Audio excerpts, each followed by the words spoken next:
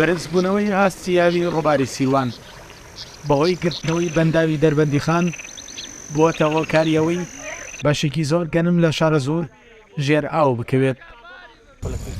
ئەم جوتیارانش سەیریا و پەڵەگەنمە دەکەن کە بەشێکی ژێر ئاو کەوتووە، دەڵێن ئەگەر گلدانەوەی ئاو لە بەنداوی دەربەندی خان بەردەوامی هەبێت ڕێژەیەکی زیاتر زەوی چێنراو بەگەنم لە شارە زۆر هاوشێوەی ئەم پەڵەگەنمە ژێر ئاو دەکەوێت.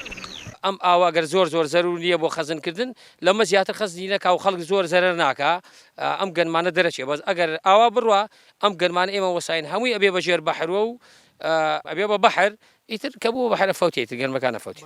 ئێمە بۆ خۆمان زیاتر لە نزیک 50 بۆ 70 سعات ئێستا گەنممان بۆ بەژێر ئاوە و ئاندێکی تریشی وا پەیتایکا بەژێر ئاوە و داوا لە حکوومەت و لایانی پەیوەندیدارەکەین ئاوڕێکی جدی لەو مۆزوعەش بدەن چونکە دانەوێڵەکانی ئێمە چەند مدەیەکی کەمی ماوە ڕەنگە مانگێکیشی نەما بێ پێ بگەیە، بۆیە داوا لە لایانی پەیوەندیدارەکەین ئاگایان لە دەشتی شارە زۆر بێت چونکە ئەو هەموو دانەوێڵەبانە بێ بەژێرەوە چونکە هەمی خەسارە هەمی جوتار خەساری کردووە، هەمی پارەی پێداوە، گەنمێکی زۆری کڕیوە، مەسروفێکی زۆری کردووە.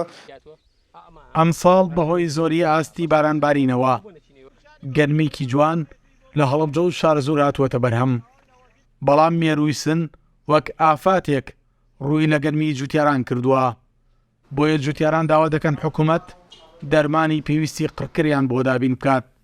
لەگەڵ ئەمەشدا داواکارن ئەم ساڵ زووتر دەرگای سایلۆکانیان بۆ بکرێتەوە.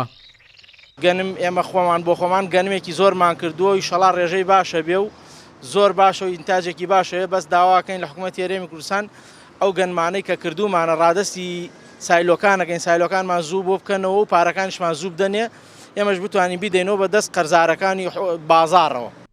70,000 دۆنم زەوی کشتتوکاڵی وەک هێڵی ژێراوکەوتن لە سنووری قەزای سێ ساد قوڵەبجە تۆمارکراوە بۆ گلدانەوەی ئاوی بەنداوی دەربەندی خان.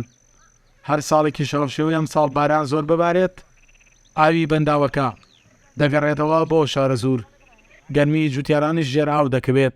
بەپی ئەوەی پێشتر ئەو زەویانە تۆمارکراون لەسەر بەنداوەکە قەرەبوو کراونەتەوە، هیچ جوتیارێکیش بۆ ژێراوکەوتنی گەنمەکەی سکاڵای تۆمار نەکرۆ بۆ قەرەبووکردنەوە. سەلاح جەمیل، کورسات نیوز، شارە زۆر.